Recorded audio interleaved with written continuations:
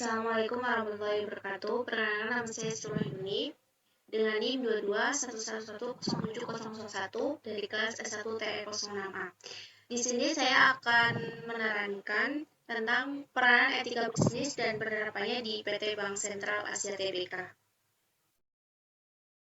Sebelumnya, kita akan membahas tentang latar belakang terlebih dahulu, di mana perusahaan yang berbasis pada kepercayaan dan perbankan dalam menjalankan kegiatannya baik sebagai organisasi maupun individu yang menjalankan kegiatan terkait dengan aturan etika yang ketat diatur oleh undang-undang dan peraturan pemerintah, di mana BCA adalah perusahaan perbankan yang didirikan dengan tujuan untuk turut berperan serta dalam memajukan perekonomian Indonesia.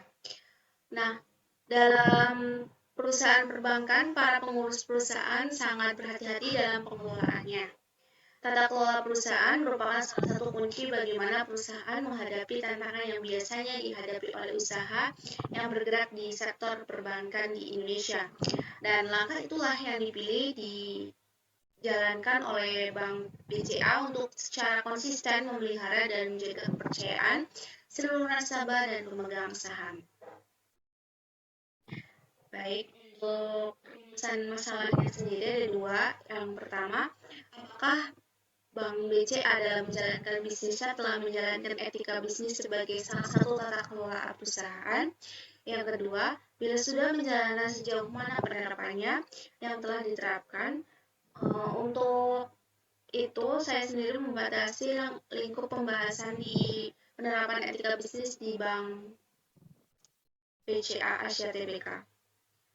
Dikarenakan ada beberapa faktor yang tidak bisa dibahas atau dijabarkan lebih dalam. Nah, untuk tujuan peranan etika bisnis dan penerapannya di PT Bank Sentral Asia Tbk ada untuk mengetahui etika profesi di PT Bank Sentral Asia Tbk, untuk mengetahui etika bisnis di PT Bank Sentral Asia Tbk, dan mengetahui budaya organisasi di PT Bank Sentral Asia Tbk, dan yang terakhir mengetahui penerapannya etika dan tata nilai perusahaan. Nah, di sini ada kode etik yang BCA terdiri dari mematuhi dan menaati undang-undang dan peraturan yang berlaku. Yang kedua, selalu menjaga nama baik dan melindungi kekayaan perusahaan. Yang ketiga, menjaga rahasia bank terkait data nasabah dan perusahaan. Jadi yang pertama, selalu menaati undang-undang dan peraturan yang berlaku bagi karyawan ataupun lainnya. Nah, untuk kedua, selalu menjaga nama baik di luar kantor maupun di dalam kantor. Yang ketiga, menjaga rahasia bank terkait data nasabah dan perusahaan. Jadi kalau tidak bisa membocorkan data-data penting kepada orang-orang tanpa adanya izin dari nasabah. Nah, di sini ada penerapan sanksi pelanggaran etika. Yang pertama ada sanksi pokok terdiri dari peringatan lisan, surat teguran, surat peringatan, demosi, dan PHK. Ini untuk sanksi karyawan jika melanggar peraturan yang sudah dibuat oleh Bank Sentral Asia Tbk. Nah, yang kedua ada sanksi tambahan, yaitu pemindahan jabatan, penundaan kenaikan pangkat, penundaan kenaikan upah atau gaji, pencabutan fasilitas yang melekat pada jabatan yang bersangkutan, dan pelepasan jabatan. Yang ini untuk sanksi berat. Dan untuk yang pertama, untuk sanksi ringan. Nah, di sini ada tiga pelanggaran. Yang pertama ada peraturan perusahaan, yang kedua ada kegiatan operasional, dan yang terakhir ada norma umum. Nah, di sini ada peraturan perusahaan yang sudah dibikin dan harus ditaati oleh karyawan.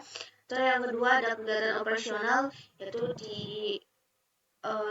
di luar kegiatan yang sudah direncanakan. Terus yang ketiga ada pelanggaran norma umum. Ini terkait adat istiadat.